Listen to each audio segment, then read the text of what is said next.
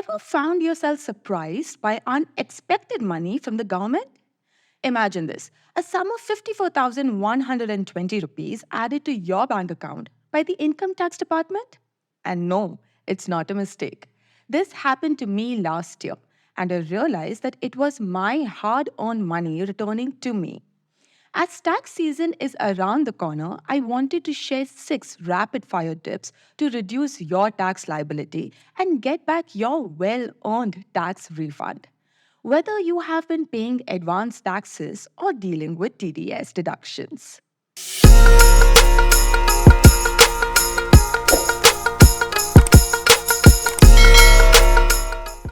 Namaste, and welcome to another episode of Therapy Matters, a channel dedicated to empowering and inspiring you to take control of your personal finances. I am Naina Sharma, your financial mentor and host, and it's truly exciting to have you join me. Today's episode is all about saving you more tax rupees, so let's get started. First, by using Section 80C of the Income Tax Act smartly when arranging your home loan, you can lower the amount of money you have to pay taxes on. This gives you a benefit of 1.5 lakhs on the main loan amount and 2 lakhs on the interest paid according to Section 24. For example, if you take a home loan of 20 lakhs, pay back 5 lakhs of the main amount and rupees 2 lakhs in interest in a year, you can lower your taxable income by rupees 3.5 lakhs by claiming deductions of 1.5 lakhs on the main amount and 2 lakhs on the interest. That's a pretty decent amount to save each year, no matter what the price of your home is. And here's a Herpy Matters tip you probably didn't know. Interest earned on savings account is usually tax-free up to 10,000. But for senior citizens, the limit is increased to 50,000 under Section 80TTB. If you earn 12,000 in interest from your savings account in a year, you can only claim a deduction of 10,000. The remaining 2,000 will be added to your taxable income. But if you anticipate earning interest close to or exceeding the exemption limit, plan your withdrawals accordingly. For example, you may choose to withdraw interest bearing amounts on specific dates to stay within the tax free threshold. Moving on. In your life insurance policy started after April 1, 2012, and the annual premium is less than 10% of the assured sum, the bonus on maturity amount won't be taxed. If the policy began before the date and the premium is below 20% of the assured sum, the maturity amount is tax free. The same applies to policies bought after April 1, 2013, covering a person with a disability or specific diseases listed in Section 80U or 80DDB.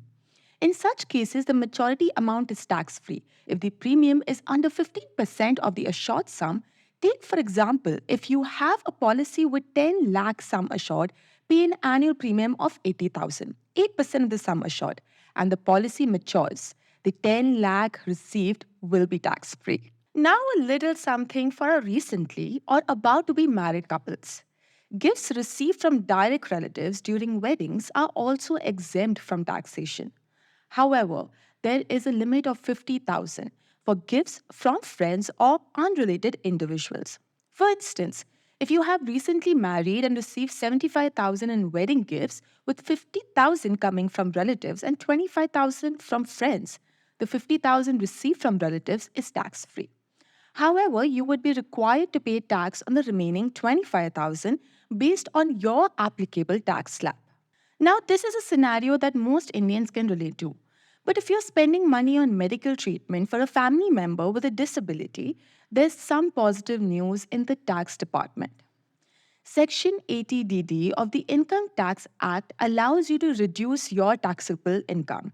If the disability is 40%, you can deduct up to 75,000, and if it's 80% or more, the deduction goes up to 1.25 lakhs.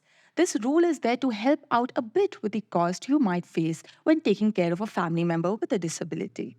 But what's the catch? Since cost incurred in treating specific diseases such as neurological conditions and chronic kidney disease can bring a sustained financial burden. To ease this, there is a provision under Section 80DDB that allows you to claim a deduction for expenses related to treating these illnesses. which often require repeated and expensive medical interventions, including medications, surgeries, and therapies.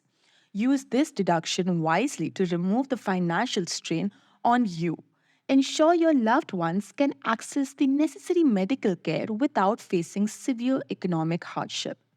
Keep a record of these bills to avail of the additional benefit, which is over and above the regular health insurance premium deduction. And lastly, as we are in the midst of an election year, it's also important that I point out that money spent on donations to political parties qualifies for tax deductions. This falls under Section 80 GGC, and there is no upper limit for these deductions. Individuals can avail a 100% deduction under Section 80 GGC, while companies can do so under both Section 80 GGC and 80 GGB. It is crucial to emphasize that there is no cap on the donation amount eligible for deduction. However, it is important to make such donations based on individual beliefs and a thorough understanding of the political landscape. Before we finish today's episode, I want to keep my promise and tell you exactly what I did to get a tax refund from the government. And the great part is, you can do it too. The way you can claim your tax refund is by simply filing your income tax return and declaring all your income, deductions, and taxes paid to the income tax department. Do not omit any information, whether you consider it material or not. I would recommend you go a step further and declare all payments for your life insurance premiums, house rent, investments in equity, mutual funds, bank FDs, and more when filing your income tax return. Make sure to provide the necessary proof and supporting documentation along with the filing. Even if you don't have tax liabilities, filing on time is essential to stay compliant with tax regulations. But once you have e verified your ITR, the income tax department will kick off the process. From there, it usually takes about 4 to 5 weeks for the refund to land in your bank account. But there are cases where the tax return gets processed in as little as 7 to 8 days after filing. You need to keep an eye out for a notice under Section 143(1) of the Income Tax Act 1961, which will be sent to your registered email ID and your e filing account on the income tax portal. This notice breaks down whether your tax calculations match up with theirs. Keep in mind when the refund amount is more than 10% of the total tax payable for that particular year, you will receive simple interest on the tax refund, while interest is computed at 0.5% per month on the refund amount. Now, if there are any differences and you have paid more than your fair share, just sit back and wait for that tax refund to hit your account. But before your eyes light up, and I cannot stress this enough, resist the temptation to make impulsive spending decisions. Do not go and blow up this extra money right away. Keep in mind that tax laws and regulations in India are subject to change, and individual situations vary.